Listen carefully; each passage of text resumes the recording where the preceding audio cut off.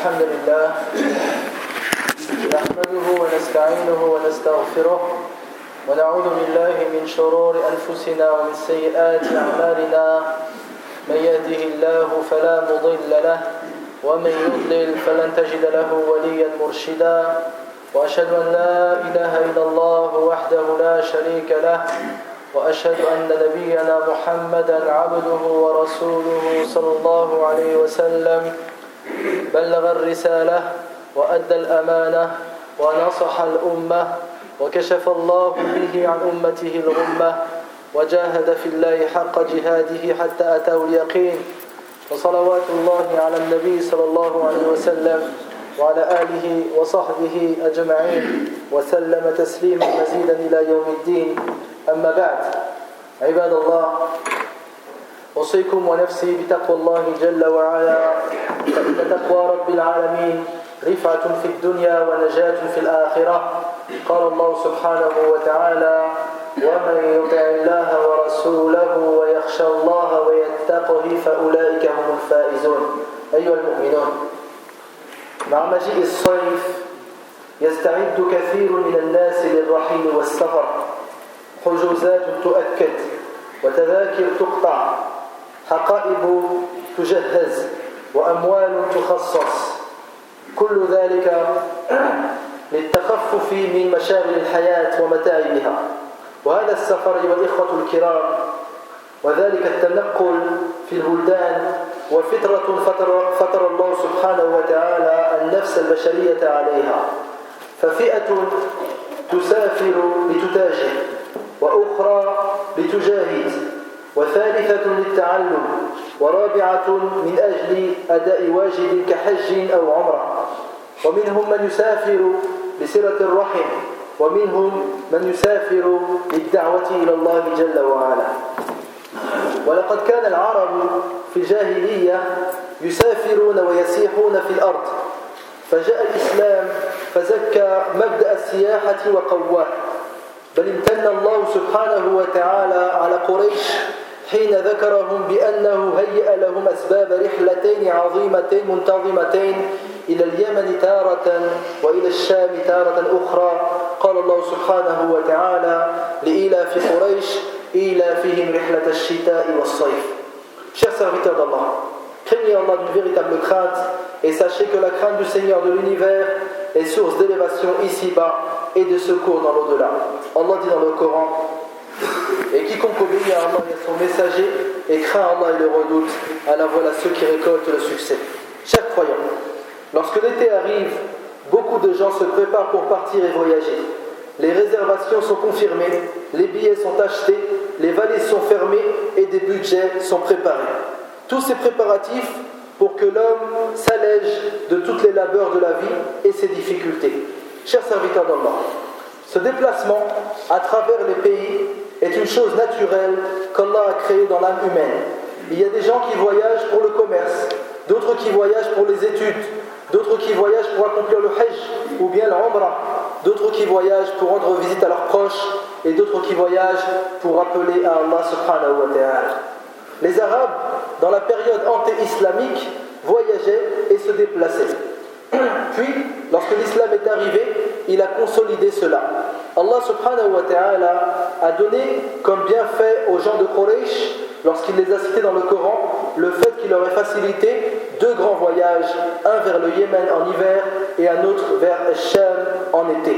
Allah dit dans le Coran, à cause du pacte des Quraysh, de leur pacte concernant les voyages d'hiver et d'été. Ma'shar al-Muslimin. سنتحدث في هذه الخطبة عن بعض آداب وأحكام السفر. فأول هذه الآداب الاستخارة في أمر النزهة والسفر. فإن الإنسان لا يدري عن سفره هذا أو خير له أم هو شر له. ومع الأسف الكبير إن الكثير من المسلمين إن لم نقل كل المسلمين يسافرون بدون صلاة استخارة ثم إذا حدث له أمر يسوءه في سفره ندم عليه. عن جابر بن عبد الله رضي الله عنهما قال كان رسول الله صلى الله عليه وسلم يعلمنا الاستخارة في الأمور كما يعلمنا السورة من القرآن يقول إذا هم أحدكم بالأمر فليركع ركعتين من غير الفريضة ثم ليقول اللهم إني أستخيرك بعلمك وأستقدرك بقدرتك وأسألك من فضلك العظيم فإنك تقدر ولا أقدر وتعلم ولا أعلم وأنت علام الغيوب اللهم إن كنت تعلم أن هذا الأمر خير لي في ديني ومعاشي وعاقبة أمري أو قال عاجل أمري وآجله فاقتره لي ويسره لي ثم بارك لي فيه وإن كنت تعلم أن هذا الأمر شر لي في ديني ومعاشي وعاقبة أمري أو قال في عاجل أمري وآجله فاصرفه عني واصرفني عنه واقدر لي الخير حيث كان ثم أرضني قال ويسمي حاجته رواه الإمام البخاري. فالنبي صلى الله عليه وسلم قد عوض صحابته الكرام رضي الله عنهم على هذه الصلاة العظيمة إذا هم أحدهم بالأمر كالسفر.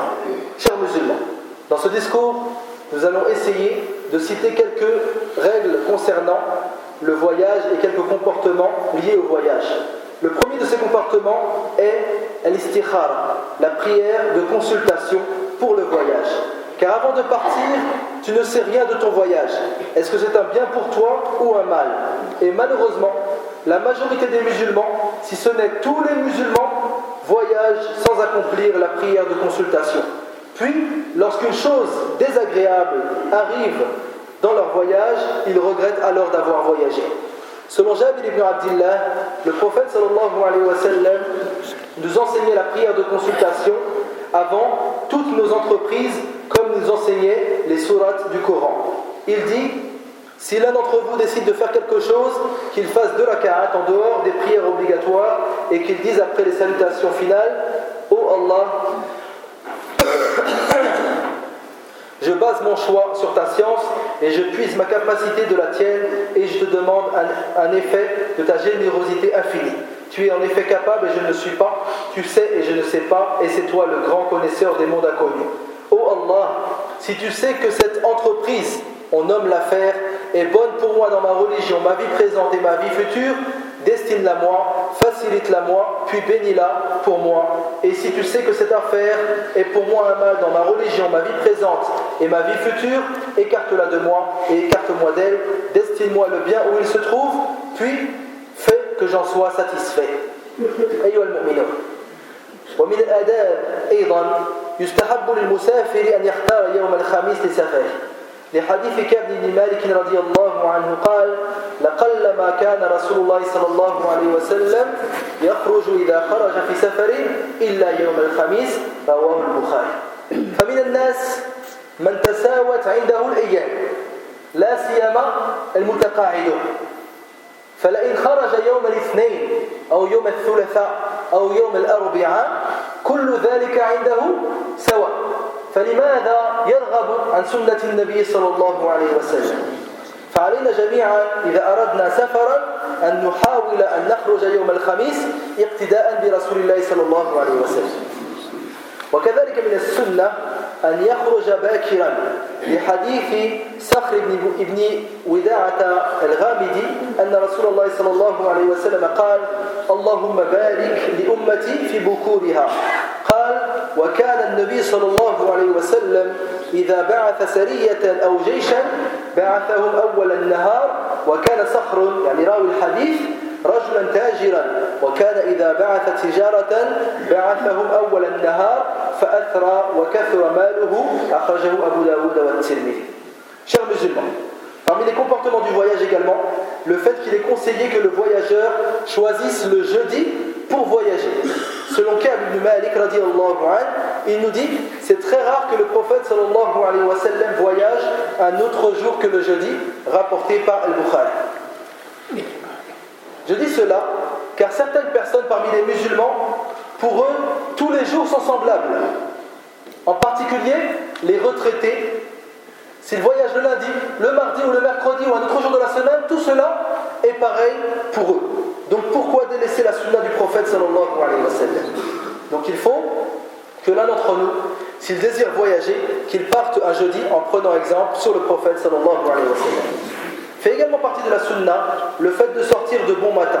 Prouve cela le hadith de Sakhr ibn Wada'at al-Ghamidi Il nous dit que le prophète sallallahu alayhi wa sallam a dit: ô Allah, bénis ma communauté pour son réveil matinal. Et lorsque le prophète sallallahu alayhi wa sallam envoyait une troupe ou une armée, il choisissait toujours le début de la journée pour l'expédier.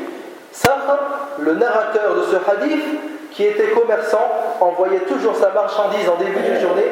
Ainsi, il fit fortune et acquit beaucoup de biens, rapportés par Abu Daoud et Tirmidhi.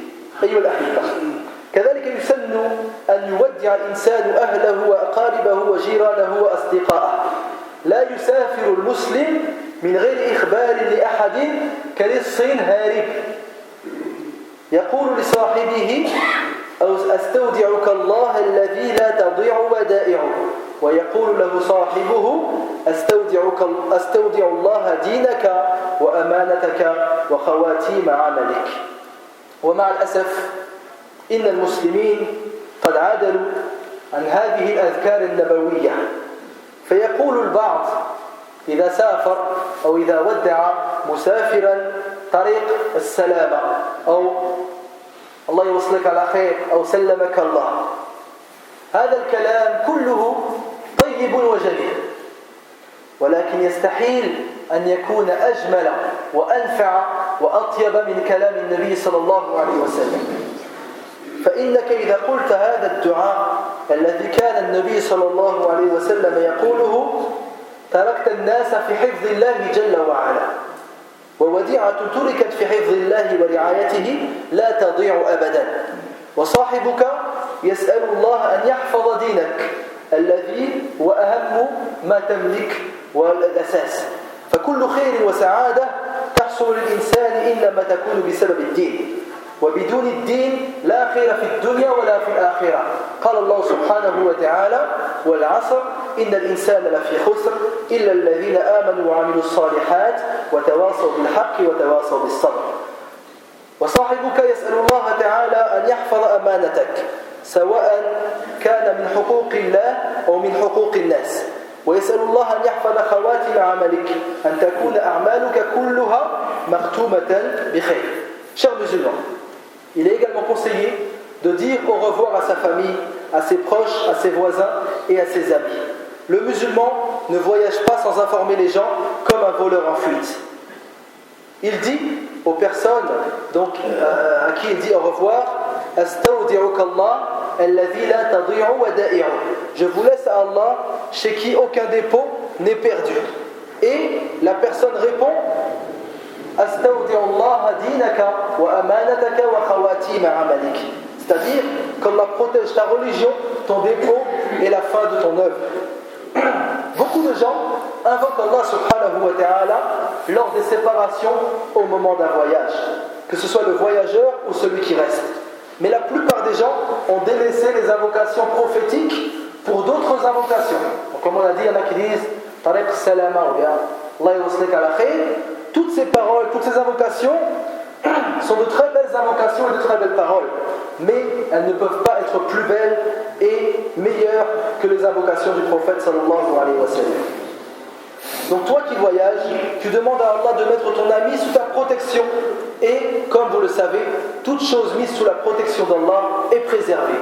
Et lui il te répond en demandant à Allah de protéger ta religion, qui est la base de toute chose et la plus importante que tu possèdes. Et tout bonheur touchant l'individu, c'est grâce à la religion, et sans religion, il n'y a aucun bien, ni ici-bas, ni dans l'au-delà. Allah dit dans le Coran: par le temps, l'homme est certes en perdition, sauf ceux qui croient et accomplissent les bonnes œuvres, s'enjoignent mutuellement la vérité et s'enjoignent mutuellement l'endurance. Et il demande ensuite à Allah de protéger ton dépôt, que ce soit le dépôt d'Allah qui t'a confié comme des obligations religieuses, ou les dépôts que les gens t'ont confiés. Car les gens, dans le passé, lorsqu'une personne voyageait, ils lui donnaient des choses qu'il devait amener à destination. Et enfin, il demande à Allah que tous tes actes soient clôturés par un bien. Bon, c'est une très grande invocation, il faut que les musulmans essaient de l'apprendre, car elle est très courte. بارك الله لي ولكم في القرآن العظيم ونفعني وإياكم بما فيه من الآيات والذكر الحكيم. أقول ما تسمعون وأستغفر الله العظيم لي ولكم ولسائر المسلمين من كل ذنب فاستغفروه إنه الغفور الرحيم.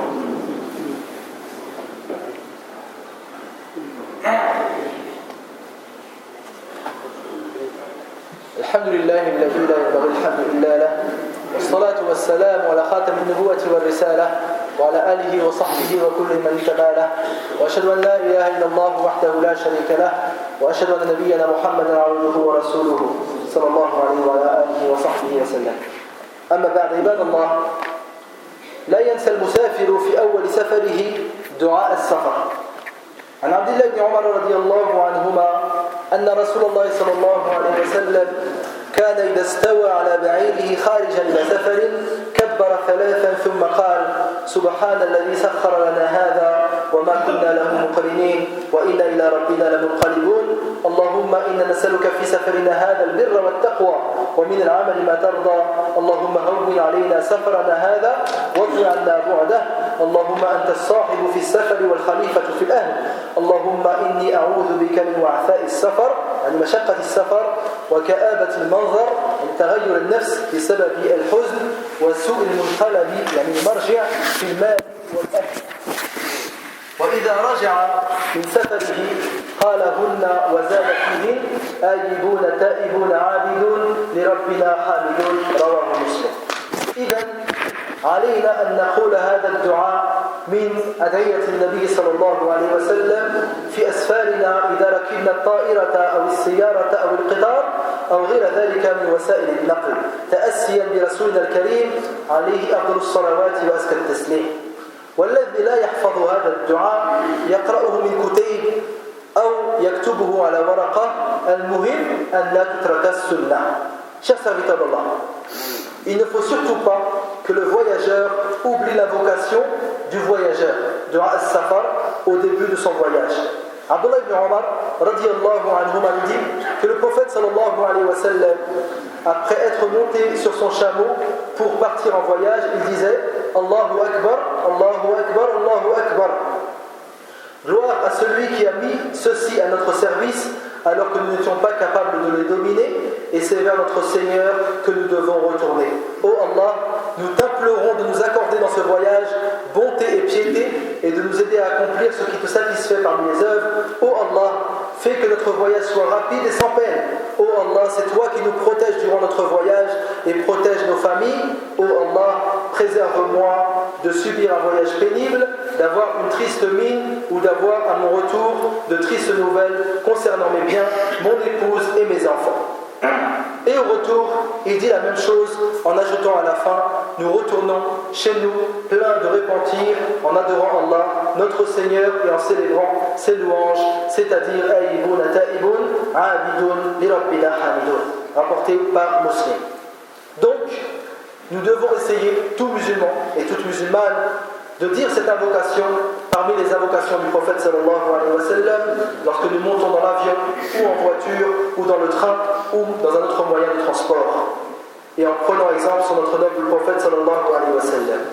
Et celui qui ne connaît pas par cœur cette invocation, qu'il la lise d'un petit livre ou l'écrive sur un papier. L'important est que la sunna du prophète sallallahu alayhi wa sallam ne soit pas délaissée. أيها المسافرون، إن فضل الله سبحانه وتعالى واسع، ومن فضل الله أن الأعمال التي كان يعملها العبد من الأعمال الصالحة التي تفوته بسبب سفره فإنها تكتب له وإن لم يعملها. روى الإمام البخاري رحمه الله في صحيحه أن أبي موسى الأشعري رضي الله عنه قال: قال رسول الله صلى الله عليه وسلم: إذا مرض العبد أو سافر كتب له ما كان يعمله مقيما صحيحا. وأيضا المسافر مستجاب الدعوة، المسافر مستجاب الدعوة. فعن أبي هريرة رضي الله عنه أن النبي صلى الله عليه وسلم قال: ثلاث دعوات مستجابات لا شك فيهن: دعوة الوالد لولده، ودعوة المسافر، ودعوة المظلوم. رواه أبو داود والترمذي. والرسول صلى الله عليه وسلم كان في سفره إذا علا على شرف كبر، وإذا هبط واديا سبح. فيشرع للمسافر التكبير إذا ارتفعت به الأرض، والتسبيح إذا انخفضت به الأرض. والطريق في السفر كله صعود وهبوط، فيصير المسافر من الذاكرين الله كثيرا الذين أعد الله لهم مغفرة وأجرا عظيما. عن جابر بن عبد الله رضي الله عنهما قال: كنا إذا صعدنا كبرنا وإذا نزلنا سبحنا. رواه البخاري.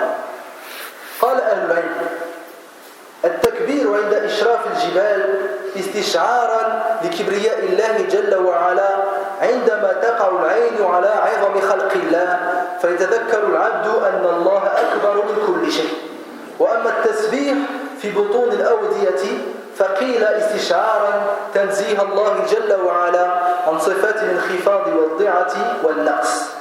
وكذلك احرصوا رحمكم الله على النظر والتأمل في الكائنات التي تمر بكم في الطريق أو في الجو أو في البحر، فإن من غاية وأهداف السفر المحمود في الإسلام التفكر في آيات الله جل وعلا ومخلوقاته.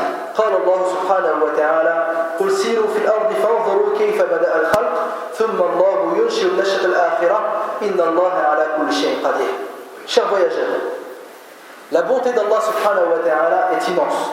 Et de sa bonté, il a fait que les œuvres pieuses qu'il ne peut accomplir à cause de son voyage lui sont inscrites, sans les accomplir.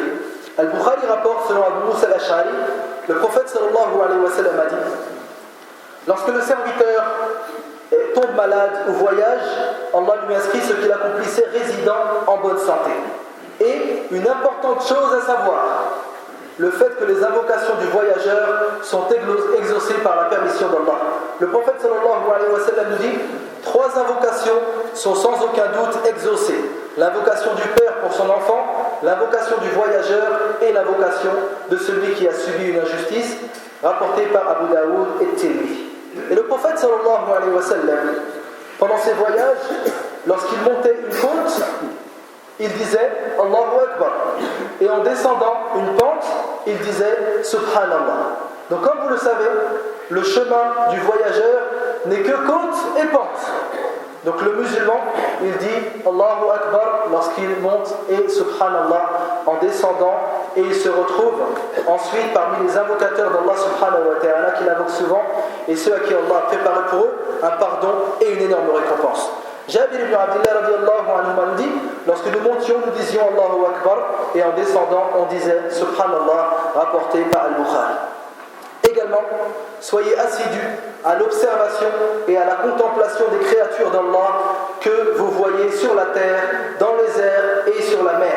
Et dans la mer, car parmi les buts et les objectifs du voyage, le fait de voyager pour méditer sur les signes d'Allah subhanahu wa ta'ala et ses créatures. Allah dit dans le Coran: dit, parcourez la terre et voyez comment il a commencé la création, puis comment Allah crée la génération ultime, car Allah est omnipotent. Ayyuha al-mu'minun, في مكان سفركم لا بد من مراقبة الأولاد، لا بد من معرفة أين يذهبون ومتى يدخلون ومتى يخرجون.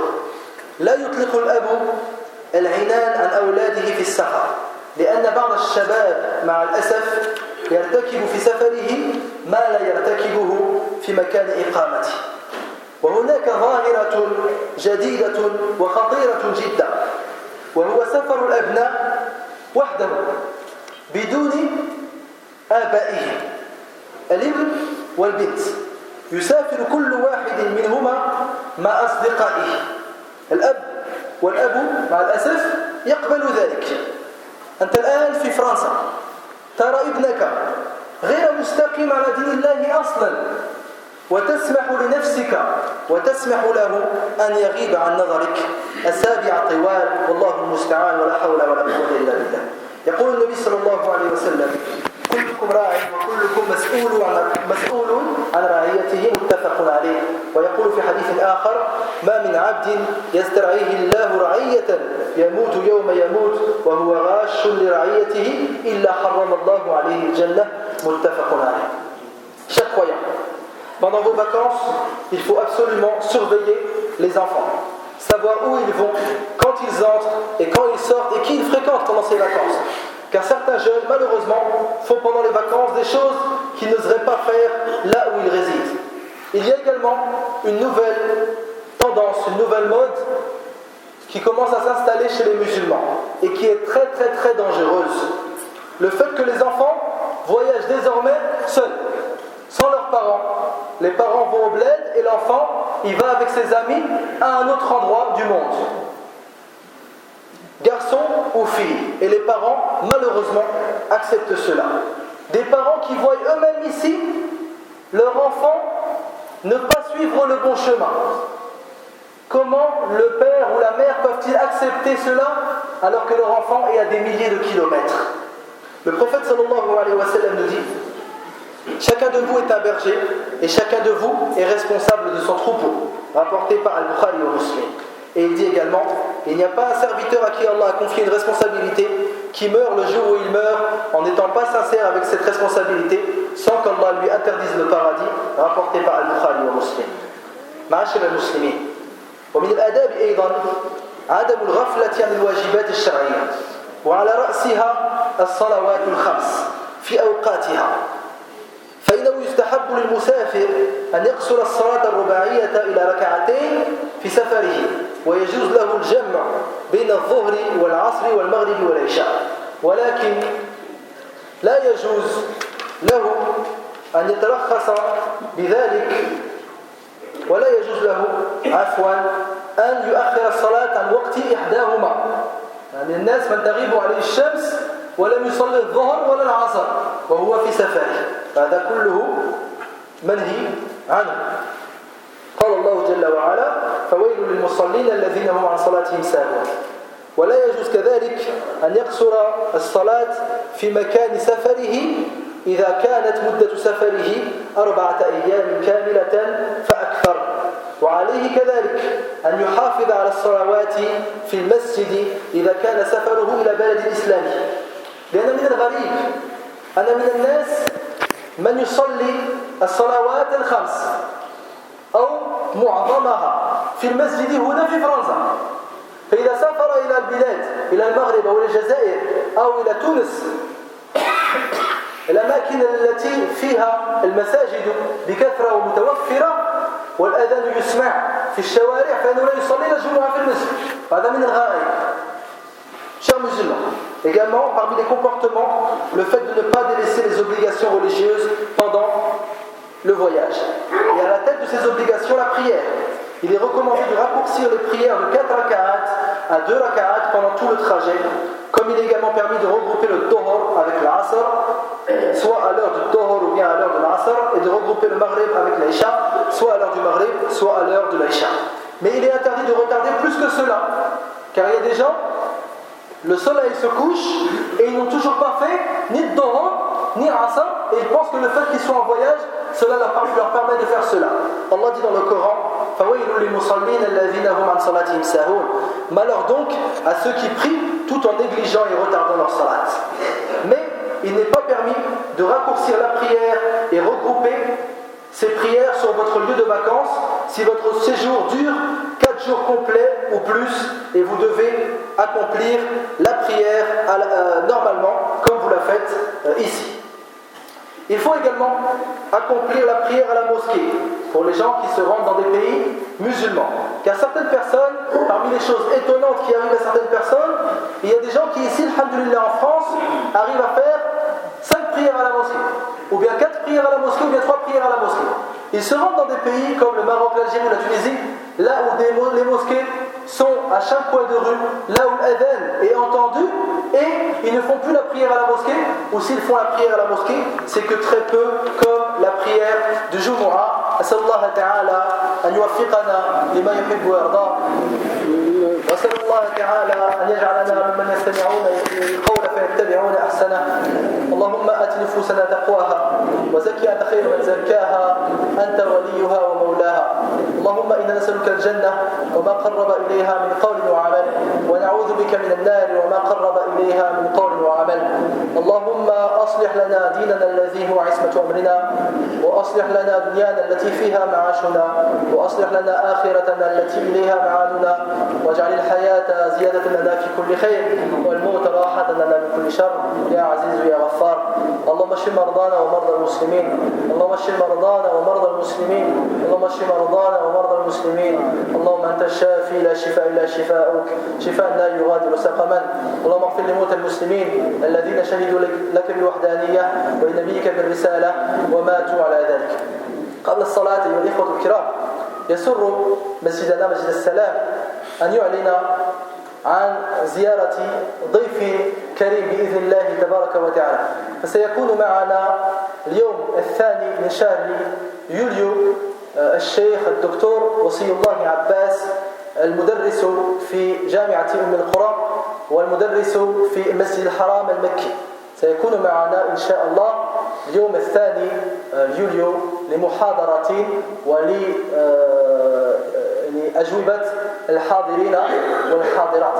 Je disais avant la prière, on voudrait annoncer donc la venue d'un noble invité à la mosquée, donc la mosquée Salam.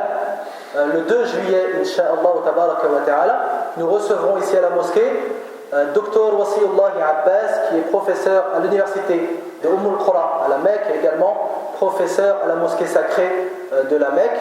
Donc à 20h, il donnera un cours jusqu'au Maghreb, un cours qui a pour titre La'ali'u al-Qur'an, les perles du Coran. Et ensuite, entre le Maghreb et l'Aïcha, il répondra aux questions donc, des frères et des sœurs qui sont présents. Donc on rappelle, le 2 juillet, Inch'Allah, et on compte sur vous donc pour faire passer le message afin que la mosquée soit pleine comme aujourd'hui. Par exemple, ça ferait plaisir qu'à un autre moment que le vendredi, la mosquée soit pleine. Donc le 2 juillet, barakallahu fikum, à 20h, et donc cette conférence et les questions-réponses seront traduites. ربنا آتنا في الدنيا حسنة وفي الآخرة حسنة وقنا عذاب النار وصلى الله على نبينا محمد وعلى آله وصحبه أجمعين وآخر دعوانا الحمد لله رب العالمين.